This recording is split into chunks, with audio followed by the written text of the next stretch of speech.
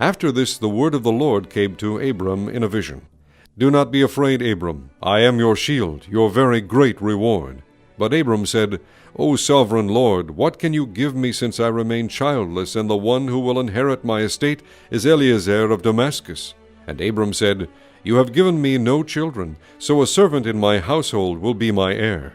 Then the word of the Lord came to him, This man will not be your heir, but a son coming from your own body will be your heir.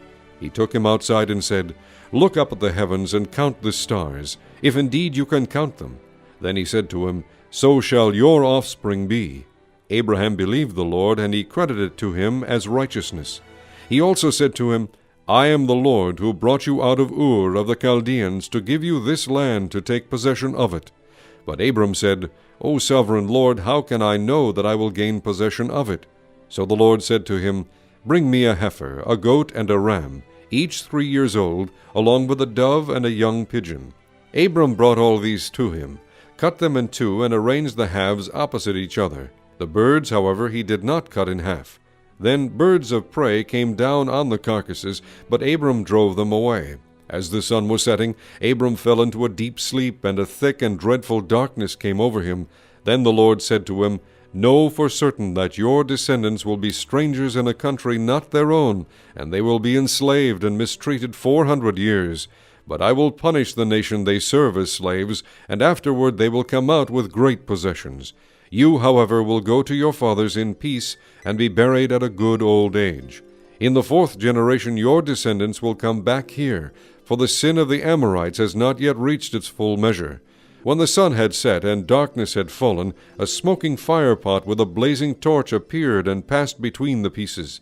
On that day the Lord made a covenant with Abram and said, To your descendants I give this land, from the river of Egypt to the great river the Euphrates, the land of the Kenites, Kenizzites, Kadmonites, Hittites, Perizzites, Rephaites, Amorites, Canaanites, Girgashites, and Jebusites. Now Sarai, Abram's wife, had borne him no children, but she had an Egyptian maidservant named Hagar. So she said to Abram, The Lord has kept me from having children. Go, sleep with my maidservant. Perhaps I can build a family through her. Abram agreed to what Sarai said. So after Abram had been living in Canaan 10 years, Sarai his wife took her Egyptian maidservant Hagar and gave her to her husband to be his wife. He slept with Hagar, and she conceived. When she knew she was pregnant, she began to despise her mistress. Then Sarai said to Abram, You are responsible for the wrong I am suffering. I put my servant in your arms, and now that she knows she is pregnant, she despises me. May the Lord judge between you and me. Your servant is in your hands, Abram said. Do with her whatever you think best. Then Sarai mistreated Hagar, so she fled from her. The angel of the Lord found Hagar near a spring in the desert. It was the spring that is beside the road to Shur. And he said, Hagar, servant of Sarai, where have you come from, and where are you going? I am running away from my mistress, Sarai, she answered. Then the angel of the Lord told her, Go back to your mistress and submit to her. The angel added, I will so increase your descendants that they will be too numerous to count. The angel of the Lord also said to her, You are now with child, and you will have a son. You shall name him Ishmael, for the Lord has heard of your misery. He will be a wild donkey of a man. His hand will be against everyone, and everyone's hand against him, and he will live in hostility toward all his brothers.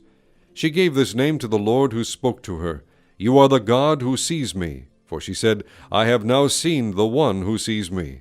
That is why the well was called Beer Lahai Roi. It is still there, between Kadesh and Bered. So Hagar bore Abram a son, and Abram gave the name Ishmael to the son she had borne. Abram was 86 years old when Hagar bore him Ishmael. When Abram was 99 years old, the Lord appeared to him and said, I am God Almighty. Walk before me and be blameless. I will confirm my covenant between me and you, and will greatly increase your numbers. Abram fell face down, and God said to him, As for me, this is my covenant with you. You will be the father of many nations. No longer will you be called Abram. Your name will be Abraham, for I have made you a father of many nations. I will make you very fruitful. I will make nations of you, and kings will come from you. I will establish my covenant as an everlasting covenant between me and you and your descendants after you for the generations to come, to be your God and the God of your descendants after you. The whole land of Canaan, where you are now an alien, I will give as an everlasting possession to you and your descendants after you, and I will be their God. Then God said to Abraham, As for you, you must keep my covenant, you and your descendants after you for the generations to come. This is my covenant with you and your descendants after you, the covenant you are to keep. Every male among you shall be circumcised. You are to undergo circumcision, and it will be the sign of the covenant between me and you. For the generations to come, every male among you who is 8 days old must be circumcised, including those born in your household, or bought with money from a foreigner, those who are not your offspring. Whether born in your household or bought with your money, they must be circumcised. My covenant in your flesh is to be an everlasting covenant. Any uncircumcised male who has not been circumcised in the flesh will be cut off from his people. He has broken my covenant. God also said to Abraham, As for Sarai your wife, you are no longer to call her Sarai. Her name will be Sarah.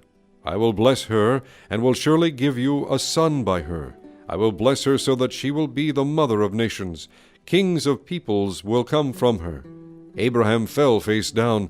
He laughed and said to himself, Will a son be born to a man 100 years old? Will Sarah bear a child at the age of 90? And Abraham said to God, If only Ishmael might live under your blessing. Then God said, Yes, but your wife Sarah will bear you a son, and you will call him Isaac. I will establish my covenant with him as an everlasting covenant for his descendants after him. And as for Ishmael, I have heard you.